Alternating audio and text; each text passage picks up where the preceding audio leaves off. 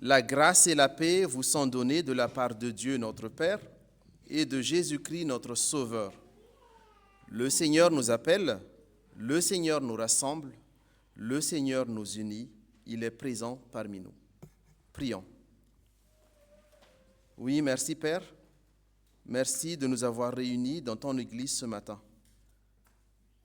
Père, nous sommes rassemblés ce matin comme le chant que nous avons chantonné tout à l'heure pour te louer, te dire notre reconnaissance pour les petits comme pour les grandes choses merveilleuses que tu nous fais bénéficier. En effet, Père, nous sommes dans la joie car nous savons que tu es au contrôle de chaque instant de notre vie et tu ne cesses de nous faire grâce de tes bienfaits chaque jour et chaque heure qui passe. Pour tout cela, nous te disons merci. Merci également car nous savons que tu es présent parmi nous ce matin, car selon ta parole, là où 2 ou 3 sont rassemblés en ton nom, tu seras au milieu de nous. Et que si 2 d'entre nous s'accordent sur la terre pour demander quoi que ce soit selon ta volonté, cela nous sera accordé par notre Père céleste. Père, nous sommes plusieurs ce matin rassemblés dans ton Église pour te louer, te prier et te rencontrer. Et nous sommes confiants que tu nous écoutes et que tu réponds à nos prières. Père, conduis notre culte de ce matin et donne-nous ton Esprit Saint pour nous aider à comprendre le message que tu as pour chacun de nous ce matin. Au nom de Jésus, ton Fils, notre Sauveur. Amen. Amen. Amen. Je vous invite à prendre place.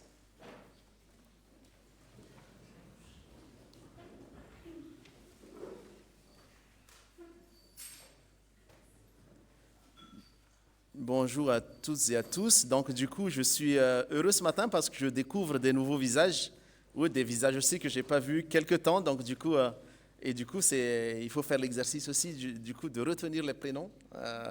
Et voilà, n'hésitez pas pour ceux qui viennent juste de passage, de discuter à la fin du culte. On a pour habitude effectivement de prendre des nouvelles des uns et des autres. Et du coup, c'est dans la joie également. On a une petite communauté, donc un peu plus fraternelle. Donc voilà, n'hésitez pas aussi à laisser vos coordonnées pour ceux qui veulent avoir aussi des nouvelles de l'Église, que ce soit par WhatsApp ou que ce soit par mail également. Pour le culte de ce matin, donc bienvenue dans la maison de Dieu notre Père en Jésus-Christ.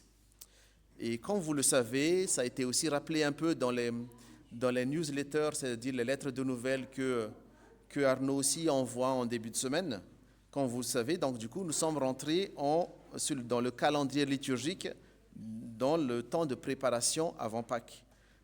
Donc le temps de carême, qui est, je dirais, beaucoup plus marqué aussi pour nos frères et sœurs catholiques, parce que du coup, c'est vraiment dans le calendrier liturgique catholique, mais nous également, protestants, c'est un temps aussi de préparation avant Pâques, qui peuvent se traduire pour des temps de renonciation à certaines habitudes, à des jeûnes, à des prières ou des temps de méditation.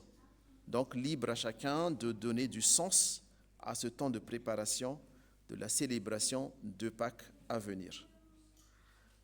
Ainsi donc, depuis dimanche dernier, nous avons commencé un nouveau cycle de lecture sur le thème des 40 jours avec Jésus sur la montagne et pendant ce temps de carême du coup.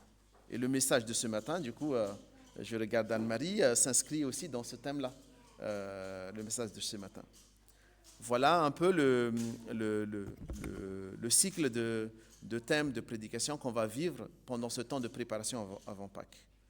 Néanmoins, donc, nous allons continuer notre liturgie. Tout à l'heure, on a chanté, on a prié. Maintenant, je vous propose aussi de lire ces quelques versets de psaume qui me tient particulièrement à cœur aussi parce que du coup, c'est un psaume de David qui affirme sa confiance à Dieu après une délivrance. Donc, je vous invite justement à écouter ces quelques versets de psaume. C'est dans les psaumes 30 de David qui dit « Je proclame ta grandeur éternelle car tu m'as relevé. Tu n'as pas voulu que mes ennemis se réjouissent à mon sujet. Éternel mon Dieu, j'ai crié à toi et tu m'as guéri. Éternel, tu as fait remonter mon âme du séjour des morts. Tu m'as fait revivre loin de ceux qui descendent dans la tombe. Chantez en l'honneur d'Éternel, vous qui l'aimez. Célébrez par vos louanges sa sainteté, car sa colère dure un instant, mais sa grâce toute la vie. Le soir arrivent les pleurs et le matin l'allégresse. Je disais dans ma tranquillité, je ne serai jamais ébranlé. Éternel, par ta grâce, tu avais affermi ma montagne. Tu t'es caché, j'ai été épouvanté. Éternel, j'ai crié à toi, j'ai imploré l'Éternel. Que gagnes-tu à verser mon sang, à me faire descendre dans la tombe? La poussière te célèbre-t-elle? Raconte-t-elle ta fidélité? Écoute, Éternel, aie pitié de moi. Éternel, secours-moi. Et tu as gagné mes lamentations, tu as changé mes lamentations en allégresse. Tu m'as retiré mes habits de deuil pour me donner un habit de fête. Ainsi, mon cœur chante tes louanges et ne reste pas muet. Éternel mon Dieu, je te louerai toujours. Donc c'est le psaume 30 de David qui effectivement le précise que voilà, Dieu a changé ses lamentations en allégresse. Il a retiré les habits de deuil pour des habits de fête. Ainsi, mon cœur chante tes louanges et ne reste pas muet. Éternel mon Dieu, je te louerai toujours. Ainsi, frères et sœurs, donc, dans le psaume de David tout à l'heure, en fait, il nous incitait à louer par des louanges et des chants. Ce matin, une manière de louer le Seigneur aussi, c'est également de proclamer et de confesser ensemble notre confession de foi. Et donc, pour cela, notre confession de foi en Dieu notre Père, en Jésus-Christ son Fils notre Sauveur, et en l'Esprit Saint de Dieu, notre guide et consolateur. Et du coup, je vous invite à vous lever pour proclamer, affirmer tous ensemble, via le symbole des apôtres, notre foi. Je crois en Dieu, le Père Tout-Puissant, Créateur du ciel et de la terre. Je crois en Jésus-Christ, son Fils unique, notre Seigneur, qui a été conçu du Saint-Esprit et qui est né de la Vierge Marie. Il a souffert sous Ponce Pilate, il a été crucifié, il est mort, il a été enseveli, il est descendu aux enfers, le troisième jour, il est ressuscité des morts. Il est monté au ciel, il siège à la droite de Dieu, le Père Tout-Puissant. De là, il reviendra pour juger les vivants et les morts. Je crois au Saint-Esprit, la Sainte Église universelle, la communion des saints, la rémission des péchés, la résurrection de la chair et la vie éternelle. Amen. Amen. Je vous invite à prendre place.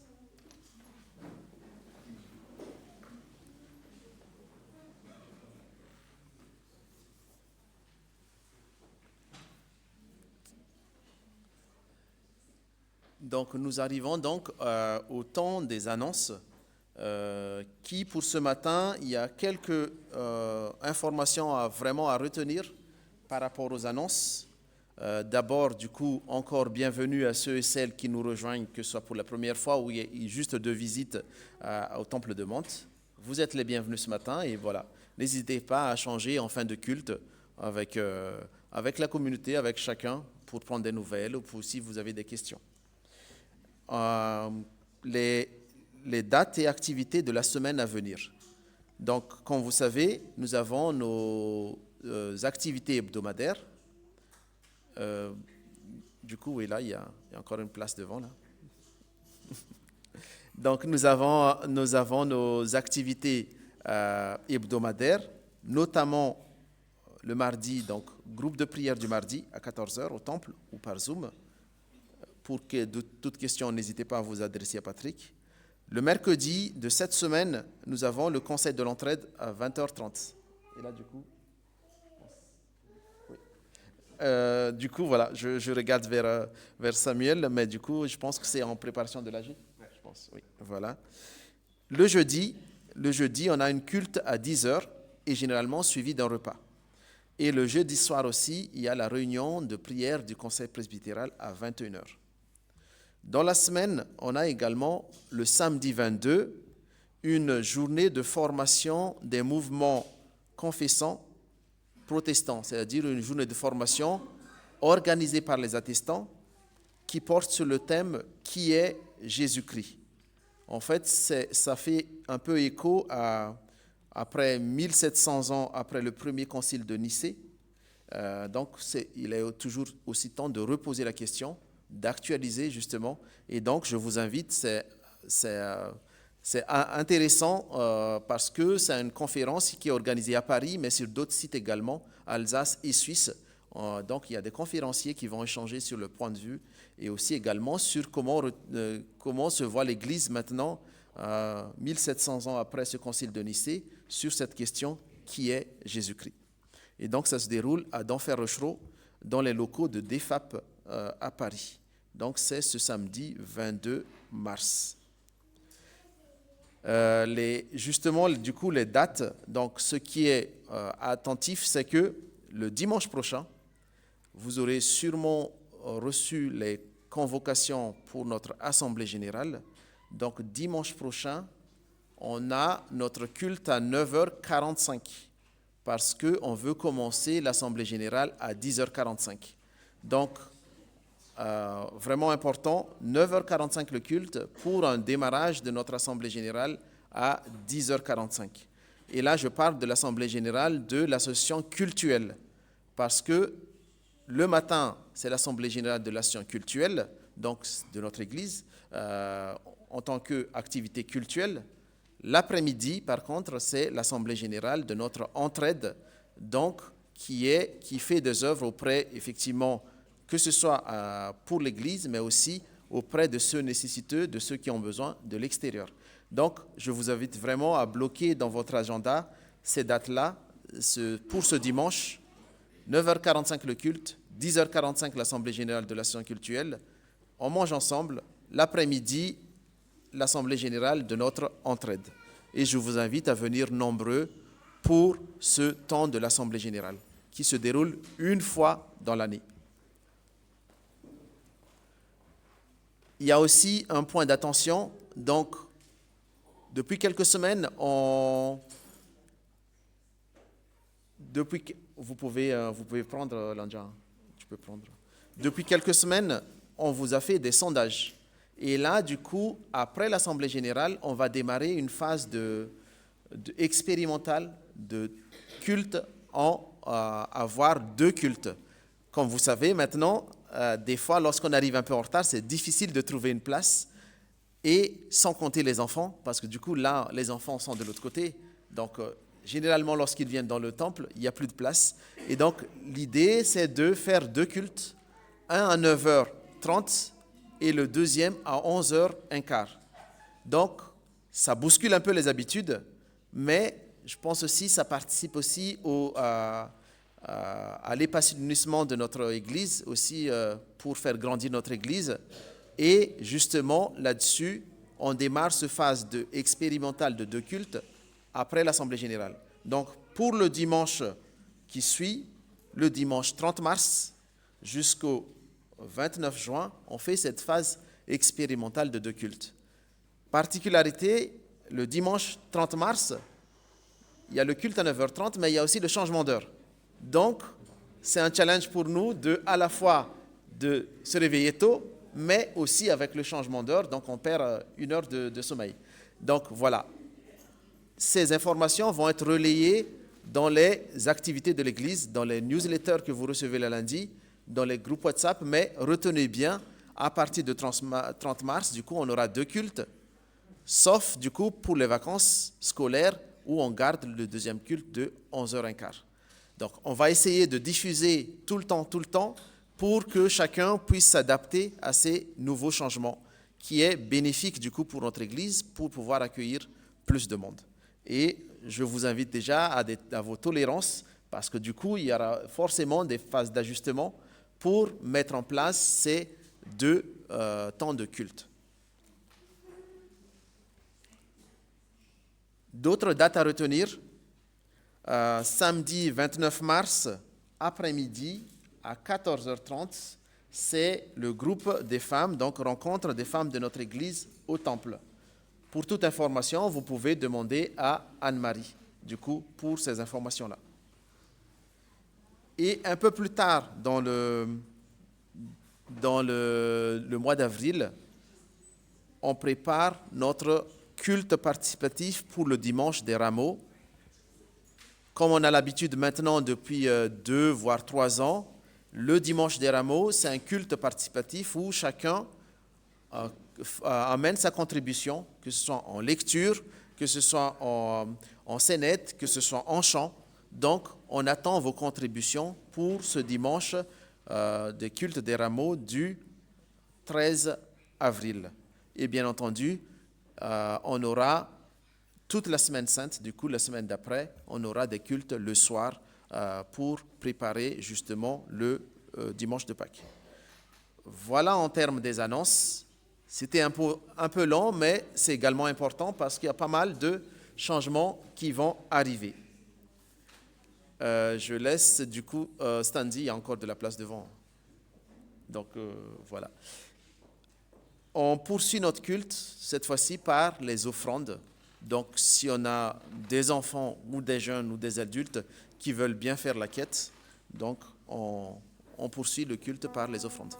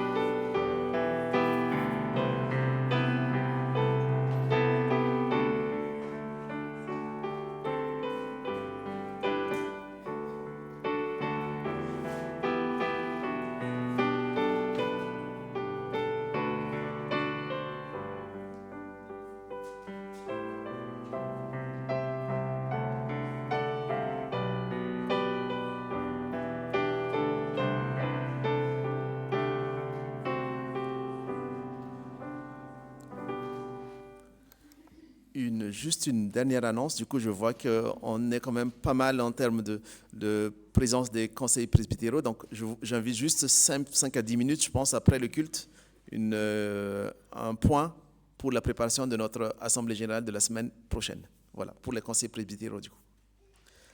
Prions. Merci, Père, merci pour ce temps. Merci également pour les bienfaits que tu nous donnes chaque jour. Et reçois, Père, notre offrande, reçois, Père, aussi notre contribution pour qu'elle serve aussi à l'annonce de ton évangile dans ton Église, serve aussi pour ceux et celles qui en ont besoin, Seigneur, pour les activités de l'Église auprès des enfants, auprès des jeunes, et aussi pour l'évangélisation également, Seigneur, dans le Montois. Reçois notre offrande, Seigneur, que nous apportons avec joie ce matin. Merci, Père. Amen.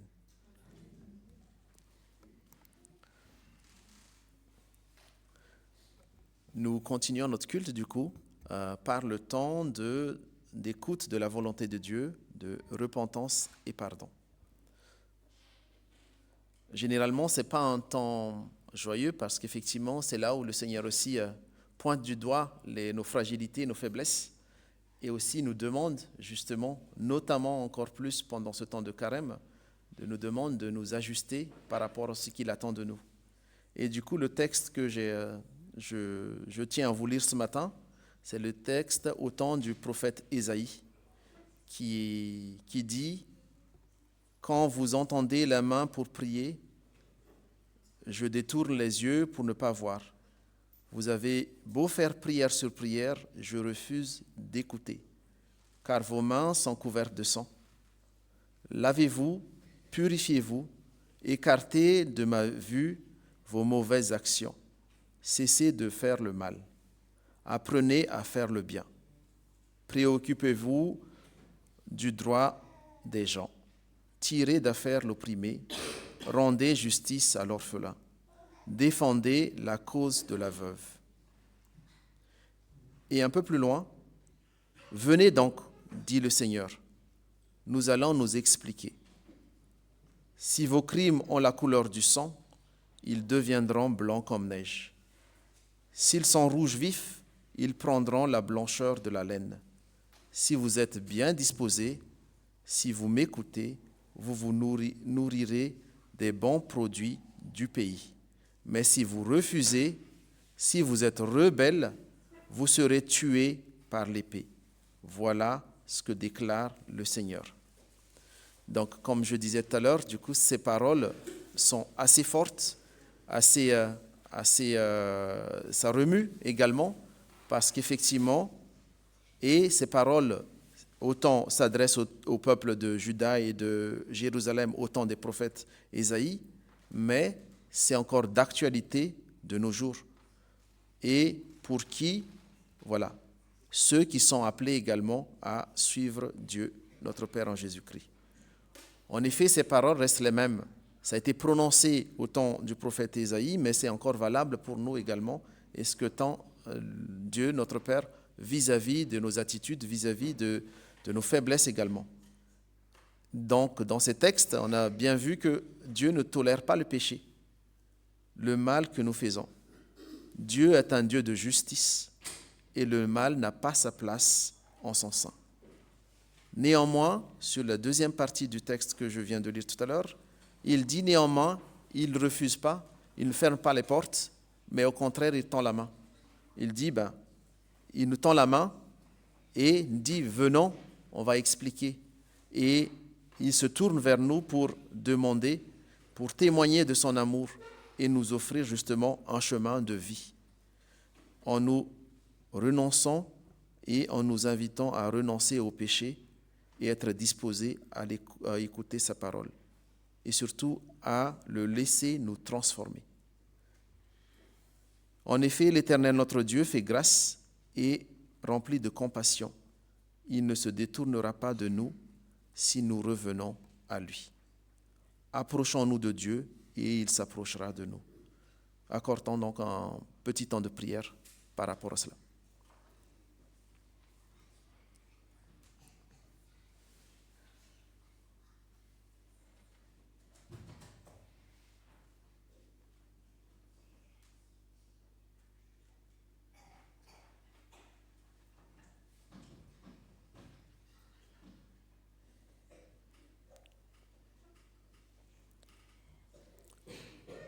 Oui, Père, nous nous prosternons devant toi ce matin pour demander pardon. Pardon pour nos péchés qui nous séparent de toi et qui mènent à la perdition. Pardon également, Père, pour nos paroles et nos actions qui ne témoignent pas de l'amour du prochain. En effet, après avoir entendu ta parole et conscients de nos actions, nous te demandons pardon, Père. Nous reconnaissons devant toi aujourd'hui notre péché et pour tout cela, aie pitié de nous. En ce temps de carême, de préparation pour profiter pleinement de la fête de Pâques à venir, nous te prions également, Père, pour nous aider à renoncer à nos mauvaises habitudes qui nous éloignent de toi et qui nous détruisent. Édifie-nous par ton Esprit Saint et qu'il soit notre guide et notre intercesseur pour rester dans le chemin de vie que tu as tracé pour nous. Nous te bénissons, Père, car malgré nos fautes et nos chutes, tu restes fidèle à ta promesse de vie pour nous. Et tu ne nous as pas reniés, mais au contraire, tu nous as offert le salut par le sacrifice de ton Fils Jésus-Christ, mort pour notre péché. Merci, Père, et accepte notre prière de repentance et de pardon. Nous te le demandons au nom de ton Fils Jésus-Christ, notre Seigneur et Sauveur. Amen. Amen. Ainsi donc, chers frères et sœurs, je vous invite à vous lever pour recevoir le pardon de Dieu. En effet, si nous reconnaissons nos péchés, Dieu qui est juste et digne de confiance nous pardonnera nos péchés et nous purifiera de toute injustice. Dieu a posé sur chacun et chacune un regard d'amour, un regard de Père. Ils accueillent notre repentance. Il nous invite à vivre avec lui tous les jours, son pardon et son amour. Amen.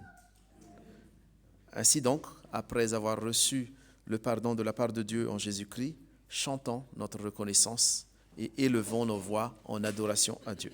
Par les 2 chants suivants, ton amour, ta puissance, lumière du monde.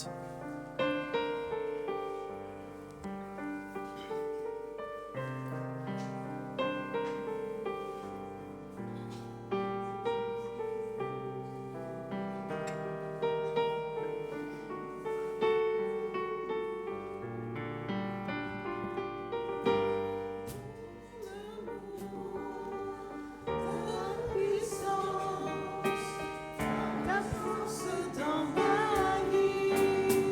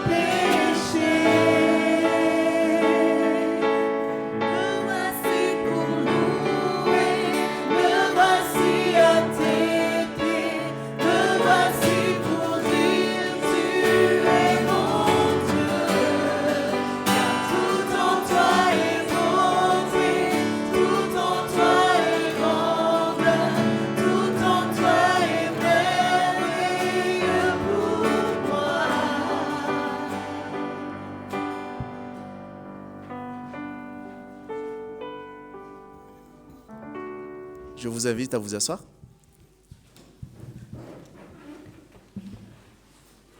Alors, je regarde un peu vers Anne-Marie. Je pense qu'on a quelques temps encore d'action de grâce. Voilà, s'il y a des personnes qui veulent témoigner, il y a Noël qui élève la main, qui veulent témoigner de voilà, ce que Dieu fait dans sa vie cette semaine, ces quelques jours, juste rendre grâce. Donc, c'est le moment et à vous, du coup. Alors, vraiment, le Seigneur est bon. C'est... tous les jours, depuis vraiment longtemps, je prie pour mes filles, pour mes nièces, que j'aime comme mes filles, pour qu'elles rencontrent Jésus. Et cette semaine, j'ai eu un rêve absolument merveilleux où il y avait un miracle, un enfant qui était mort et qui était ressuscité par le Seigneur. Donc j'étais là à dire Dieu est bon, et ça m'a donné la pêche, ça m'a donné vraiment beaucoup de joie. Donc j'ai téléphoné à une de mes nièces qui habite maintenant à Grenoble, et je lui raconte mon rêve et je lui dis Dieu est bon. Elle me dit écoute, il m'est arrivé quelque chose il y a 10 jours, justement je voulais t'en parler. J'étais sur le canapé et brusquement j'ai senti l'amour de Dieu. J'ai senti que j'étais aimée telle que j'étais. J'ai senti que j'ai dit mais je suis pas bien parce que je suis pleine de défauts, parce que j'ai plein de trucs qui vont pas. Et j'ai senti non, je t'aime comme tu es, je t'aime entièrement. C'est un amour gratuit. Et elle était complètement submergée par cet amour. Elle en pleurait de joie. Et depuis, elle a l'impression que sa vie est parfaite, avec tout ce qu'il peut y avoir comme difficulté. Elle remercie matin et soir. Et donc, elle a déménagé à Grenoble. Et quand elle est arrivée, l'endroit où elle allait vivre, là, pour sa première maison à Grenoble, c'est rue Jésus. Alors, elle a dit, dis donc, t'es un coquin, toi. Tu me fais des clins d'œil. Tu continues à me faire des clins d'œil. Voilà. Et donc, je voulais témoigner de ça parce que moi, quelquefois, je me demande si ça sert à quelque chose de prier pour ceux qu'on aime et qui ne sont pas croyants. Et on continue à insister, mais ça vaut la peine. Je veux dire, il faut vraiment qu'on continue à insister en prière parce qu'on ne sait pas quand est-ce que l'Esprit Saint va toucher ceux qu'on aime. Donc, continuons à prier pour eux. Et moi, ça m'a donné tellement de joie que j'en pleure de gratitude. Donc, loué soit l'Éternel. Et Dieu est bon. Merci pour ce bon témoignage, Noël. Effectivement, voilà, faut persévérer effectivement dans nos prières.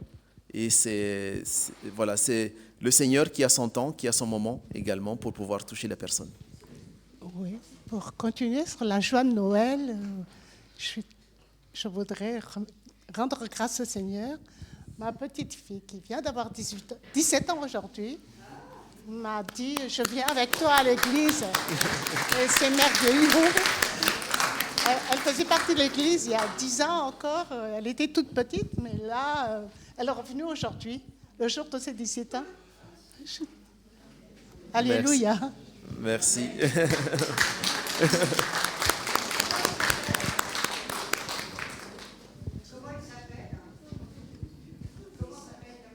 Noémie, lève-toi.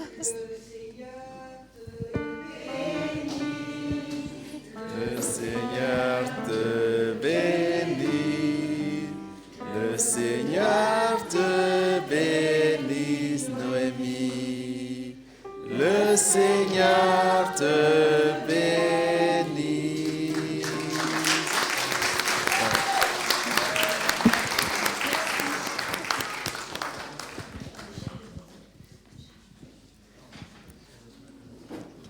Marie-Christine, tu peux prendre la place, je vais m'asseoir à côté. D'accord. Okay. Oui.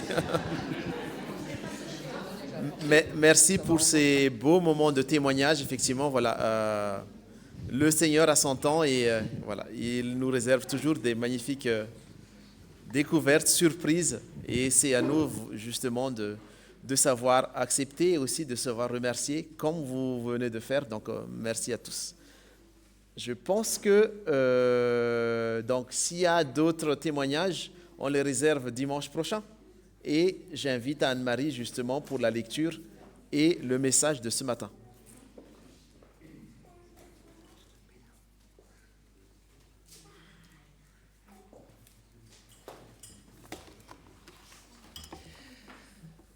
Je vais vous inviter à...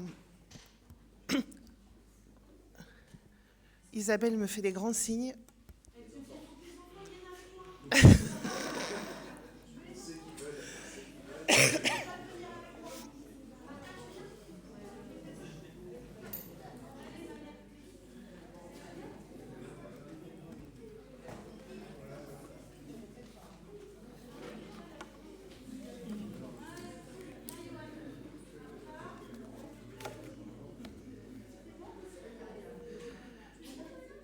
Voilà, on va attendre 2 minutes, comme ça.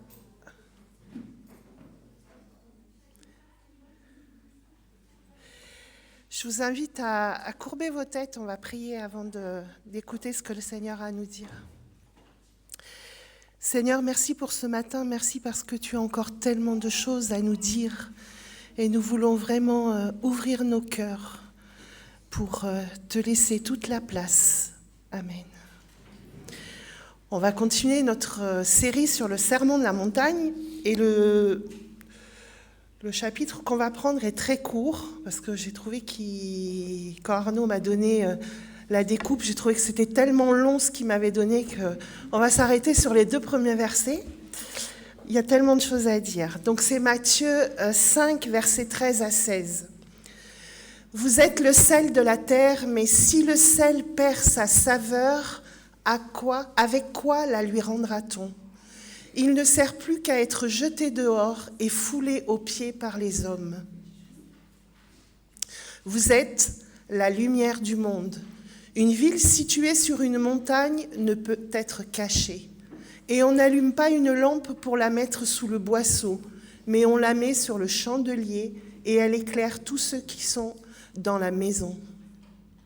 Que votre lumière luise ainsi devant les hommes, afin qu'ils voient vos bonnes œuvres et qu'ils glorifient votre Père qui est dans les cieux. » On va déjà s'arrêter sur le premier verset. « Vous êtes le sel de la terre, mais si le sel perd sa saveur, ou s'il devient fade, avec quoi allons-nous lui rendre sa saveur ?»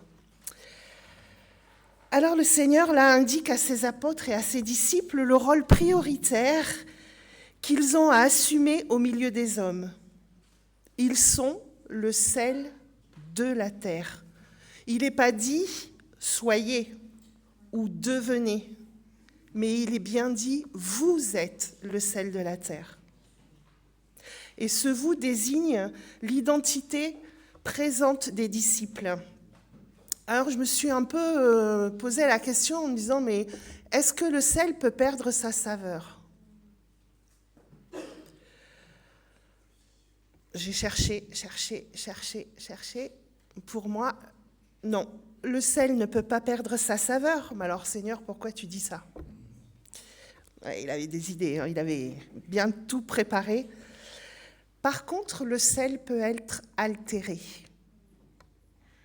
Alors, vous avez des ingrédients sucrés tels que le miel ou le sirop d'agave. Si vous le mélangez avec le sel, vous allez neutraliser le goût du sel. Tout comme le jus de citron, le jus d'orange, le vinaigre, le vin blanc. Si on met trop de sel dans un plat, n'hésitez pas à rajouter un petit peu de ces ingrédients-là et vous verrez que le sel va être neutralisé. Le sel peut être altéré s'il est exposé à l'humidité ou s'il est contaminé par d'autres substances. L'humidité peut entraîner la formation des grumeaux ou des cristaux et ça altère le goût. Ou si vous mettez du sel à côté d'ingrédients qui ont une forte odeur, le sel absorbera ces odeurs, ce ce qui affectera bien sûr après sa saveur. Donc on peut dire que le sel ne perd pas sa saveur, mais qu'il est altéré. En déclarant et en désignant ses disciples comme le sel de la terre, Jésus commande ainsi à ses disciples d'agir dans le monde de manière à les rendre inaltérables. Le sel permet à l'aliment de donner toute sa saveur. Il est un exhausteur de goût. Mais en fait, les disciples, c'est aussi nous. Sommes-nous donc symboliquement appelés à donner du goût à la terre ? Je pense que le seul moyen pour le sel de perdre sa saveur, c'est d'en faire un usage non prévu pour ce à quoi il a été créé, en fait, le sel. On va revenir un petit peu aux vertus du sel. Alors, par nature, le sel a des vertus puissantes. Le sel, comme l'eau, est essentiellement au fonctionnement du corps. Au Moyen-Âge, il était précieux. Il était tellement précieux qu'on l'appelait l'or blanc. C'est dire son importance et sa valeur. Il y a des milliers d'années, dans l'Antiquité, le sel était considéré comme un élément de pouvoir depuis la plus haute Antiquité. Denrée rare et chère, il servait à payer les soldats lors des grandes campagnes guerrières. Le sel donne du goût. Qui a déjà goûté du pain sans sel ? Ou un plat sans sel ? C'est fade, hein ?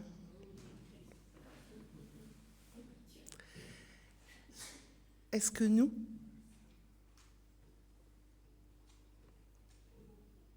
on ne pourrait pas être un peu comme le sel et donner du goût aux autres, donner le goût de Dieu aux autres ? Alors ne soyons pas fades. Le sel conserve. Alors c'était d'ailleurs la seule façon de garder les aliments et d'en écarter les bactéries pendant de longs siècles. Bien avant l'arrivée de nos réfrigérateurs, c'était le moyen de conserver la viande ou le poisson. Le sel donne soif. Alors quand vous mangez une bonne raclette, le fromage, la charcuterie, n'avez-vous pas cette soif intense après ? Ou si vous mettez bien sûr trop de sel dans votre plat, je pense que vous aurez tous soif. Est-ce que nous donnons soif à ceux qui nous entourent ? Notre attitude, notre posture, nos discours donnent-ils envie aux autres de rencontrer et de suivre Jésus ? Il est parfois plus sage de vivre simplement sa foi au lieu de crier sur tous les toits qu'on est chrétien et de matraquer les gens. Parfois, simplement notre attitude, notre façon de vivre est plus importante que des mots parfois. Attention, notre attitude peut altérer notre discours. Nous devons porter la bonne nouvelle autour de nous, mais nous devons aussi avoir de la sagesse pour ne pas les faire fuir. Le sel se dissout. Alors, tout le monde le sait, hein, j'ai pris du sel. Si j'arrive à l'ouvrir.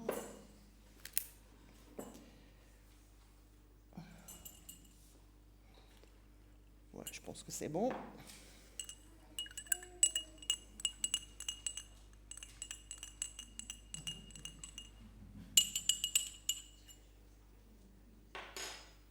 On ne le voit plus. Si j'attends encore un tout petit peu que tout s'en aille, que je le donne à quelqu'un qui n'a pas vu ce que j'avais fait, bien sûr, qui va le boire, il va me dire « Ouais, merci pour l'eau ». Alors, c'est vrai qu'elle est un peu... elle n'est pas très pure, cette eau, on va dire. Pas de couleur très pure, mais on ne le voit plus. Il est invisible, mais pourtant, si je le bois, il est bien présent.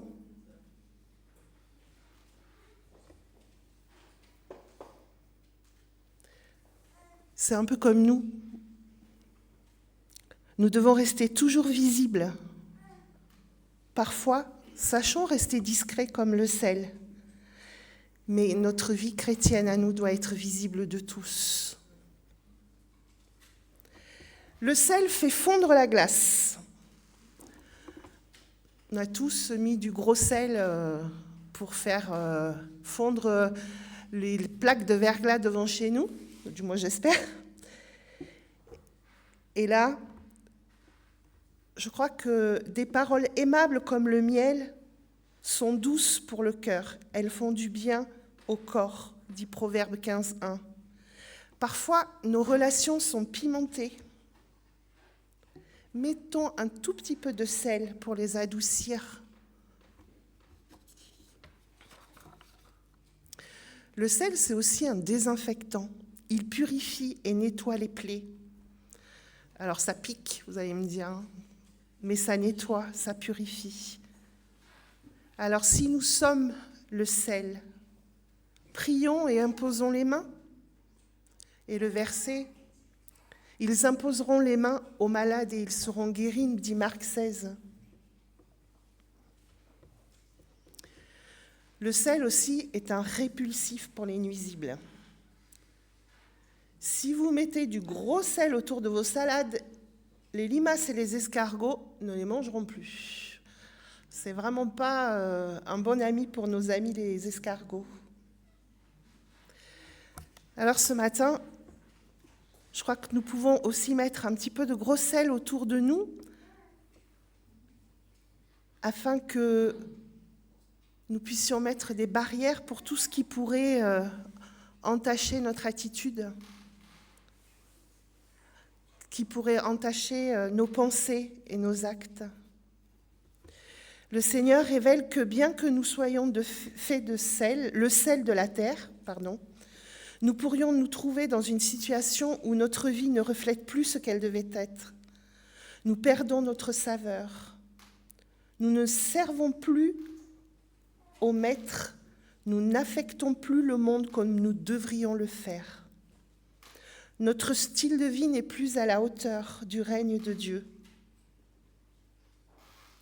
Nous ne préservons plus le monde. Nous ne guérissons plus le monde. Nous ne plaisons plus, dans le sens que nous n'attirons plus le monde à la puissance de la présence de Dieu en nous. Ainsi, nous sommes tous, et j'ai bien dit tous, le sel de la terre.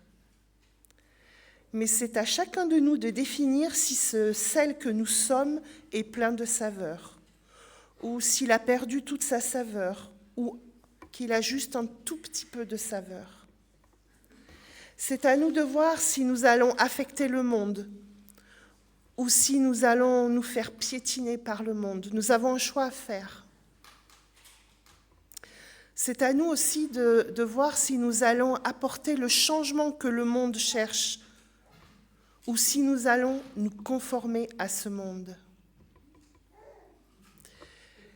Marc 9, 50 nous dit « Ayez du sel en vous-même et vivez en paix entre vous. »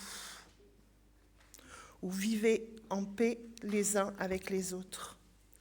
En fait, avoir du sel en soi signifie que l'on doit cultiver la sagesse, la foi, l'amour, la patience et la sainteté dans notre vie spirituelle, en priant et demandant au Saint-Esprit de nous remplir.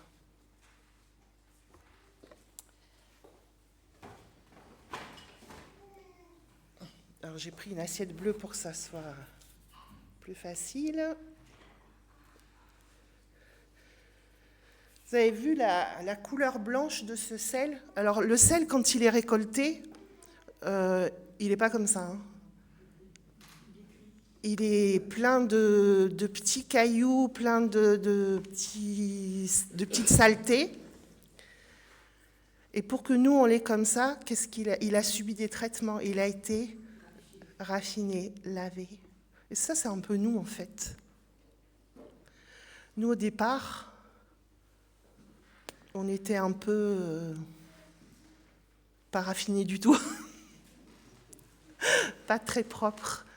Mais Jésus, en venant sur la croix, il a purifié. Et on doit être comme ce sel bien blanc qui donne de la saveur.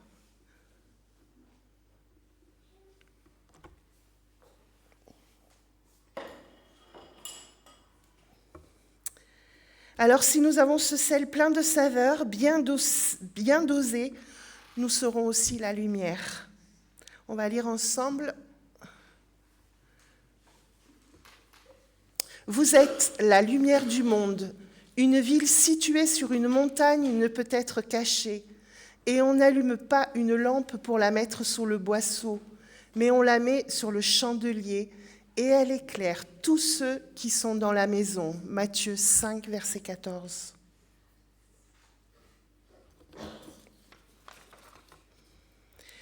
La Bible déclare que nous sommes la lumière de ce monde et nous ne devons pas cacher cette précieuse lumière.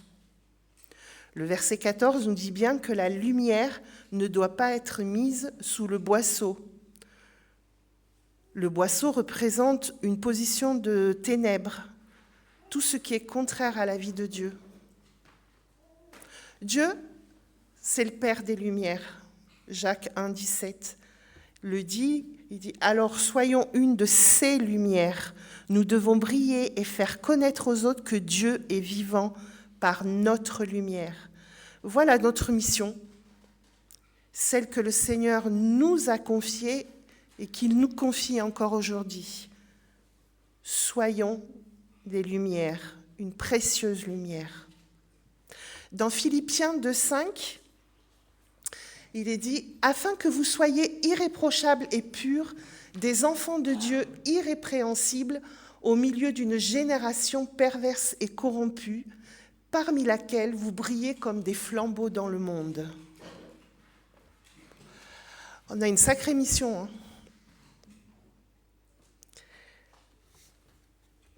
Avez-vous déjà entendu ce genre de paroles négatives ? Ouais, toi, t'es pas une lumière. Hein. On l'a tous entendu, on l'a peut-être même prononcé.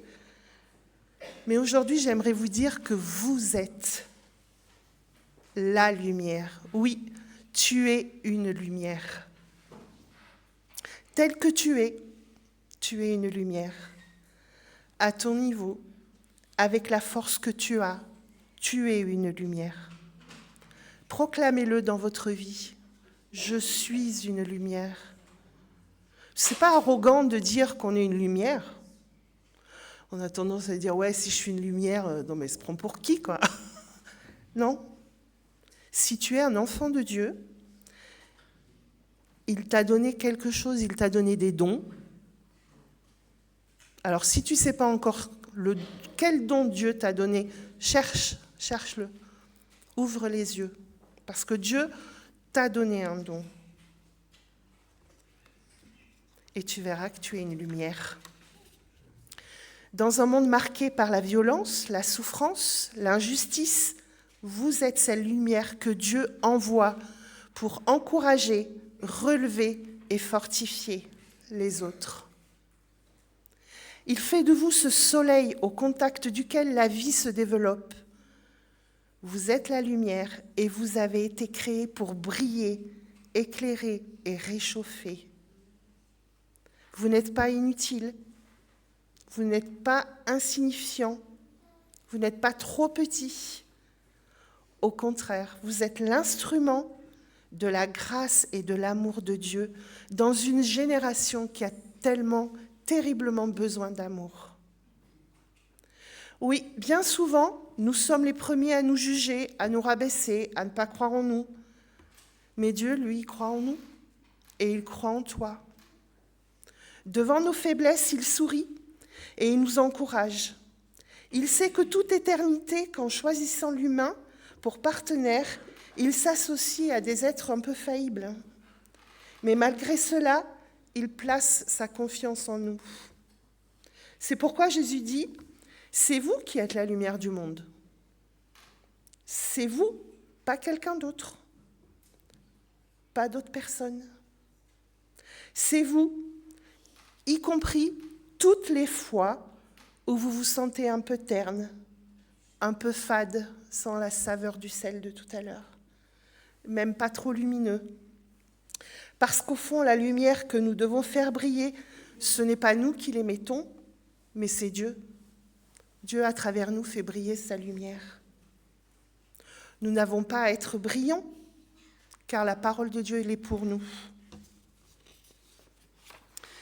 Il nous suffit de la tenir haut comme un flambeau et à chercher à faire le bien. Et le grand patron fera le reste. Alors, il me manque une feuille.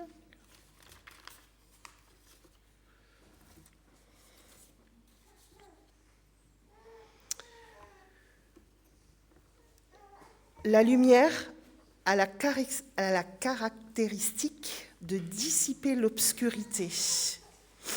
Elle éclaire et réchauffe ce qu'elle atteint. Les premiers mots de la Bible disent « que la lumière soit et la lumière fut » dans Genèse 1:3.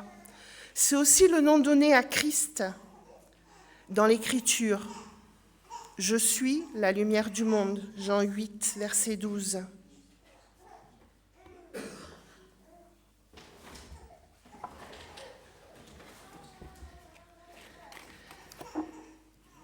Alors, tenons-nous fermement.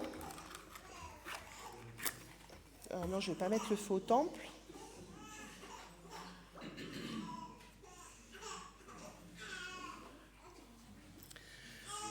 Tenons-nous fermement. Mais ne soyons pas non plus comme cette petite bougie qui, au bout d'un moment, va se consumer et s'éteindre. C'est un petit peu nous, non ? Au départ,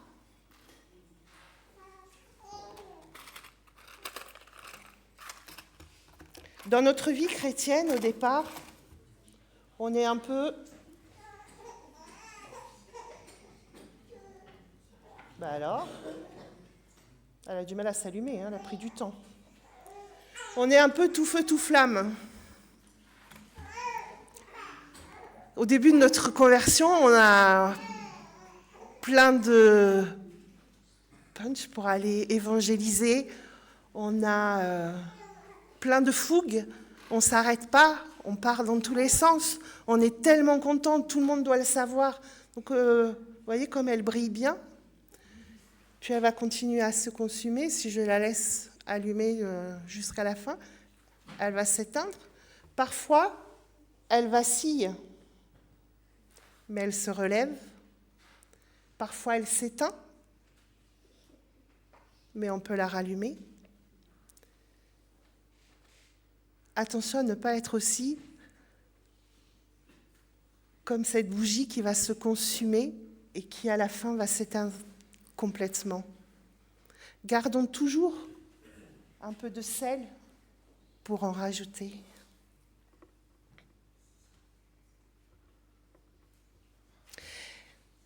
Être le sel de la terre et la lumière du monde doit s'entendre comme un appel à aimer, à transmettre la joie et la paix, un appel à éclairer le monde par l'amour de Christ. Alors ce matin, je veux vraiment vous encourager à mettre un peu de sel, à garder la saveur du sel et être une lumière dans le monde. Amen.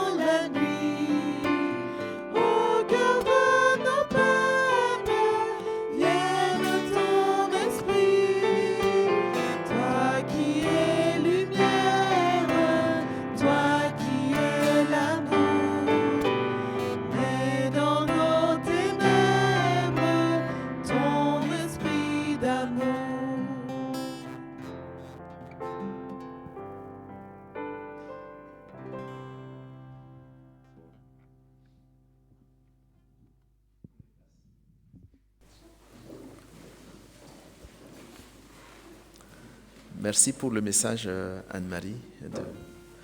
On ne s'est pas coordonné, mais je pense que voilà, en termes de message, effectivement, c'était vraiment un message de rappel aussi pour dire il faut tenir bon et aussi voilà ce à quoi le Seigneur nous appelle dans ce monde. Donc, merci beaucoup pour ce message.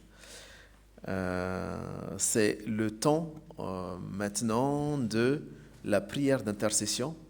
Donc en fait, c'est une prière aussi pour des sujets pour nos proches, nos amis. Prière aussi pour si on a un sujet qu'on veut porter ensemble également. Prière pour les autres, parce que étant une seule famille en Dieu, du coup, on a également devoir de prier pour les uns et les autres. Donc, pour ce temps de prière d'intercession, j'aimerais vous proposer ces 3 sujets. Prière pour les personnes malades, prière pour ceux et celles qui subissent la guerre, et notamment aussi par rapport à ce qu'on entend actuellement dans les médias, et surtout prière aussi pour notre Église, effectivement, qu'elle reste cette lumière et ce sel de la terre. Prions.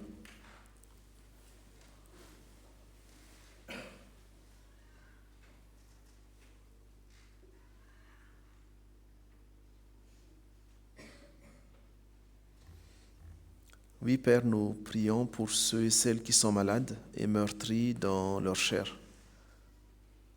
Nous te prions, Père, pour leur guérison physique, leur guérison spirituelle selon ta volonté. Nous les nommons dans le secret de nos cœurs.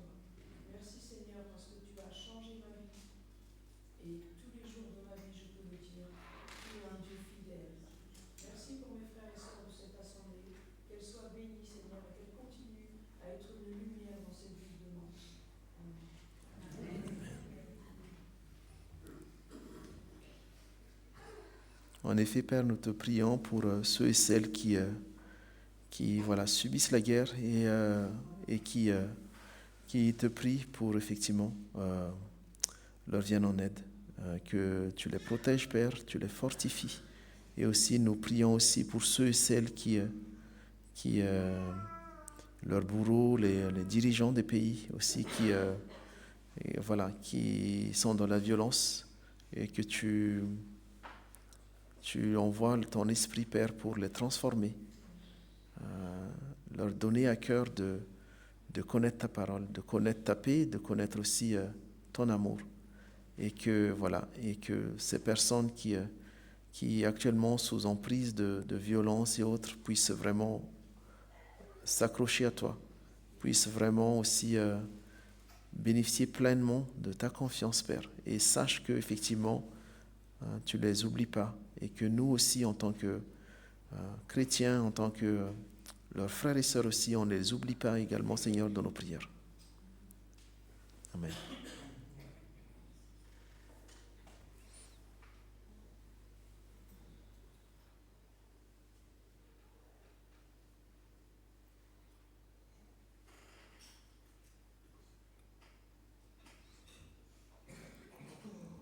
En effet, Père, aussi, nous te prions pour ton Église, effectivement, dans laquelle tu nous appelles à être un seul corps. Que ton Église grandisse et tienne ferme à tes enseignements. Surtout, ce qu'on a rappelé tout à l'heure en ce moment de trouble, d'inquiétude, où nos contemporains ont besoin d'entendre ton évangile, ont besoin de témoins qui leur parlent de ta bonne nouvelle et du salut que tu as déjà offert à chacun, à ceux qui acceptent ton Fils Jésus-Christ comme Sauveur et Maître de leur vie. Que ton Église tienne ferme, Père, et qu'elle montre le chemin.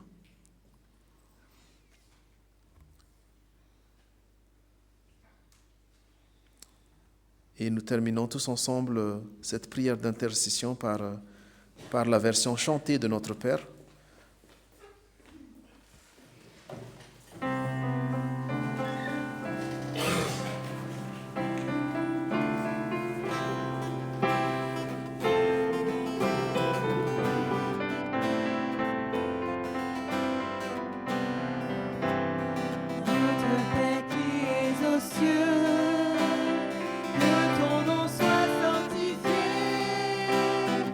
Que ton règne vienne.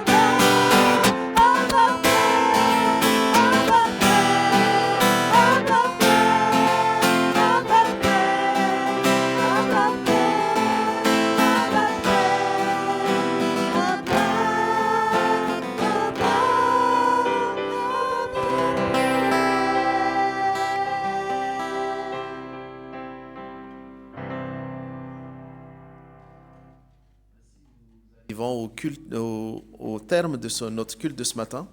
Ainsi, j'aimerais vous relire ces paroles d'exhortation de Jésus dans Matthieu, que vous avez déjà entendu tout à l'heure. Vous êtes la lumière du monde.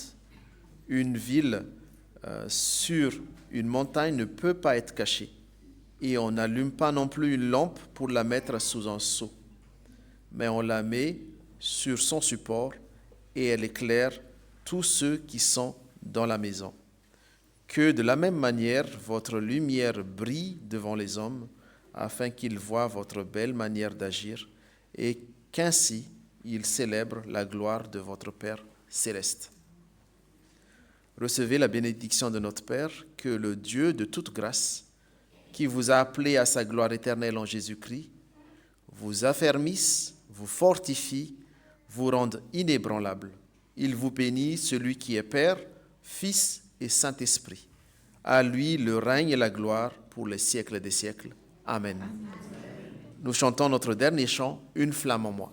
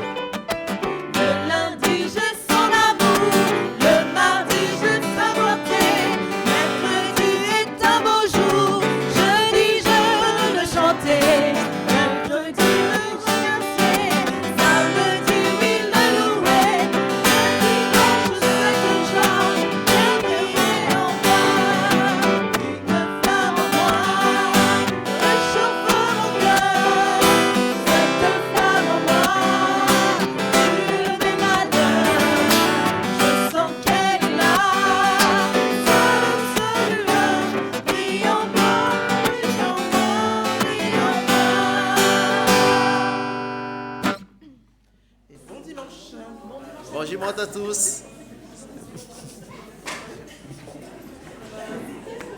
Merci Anne-Marie.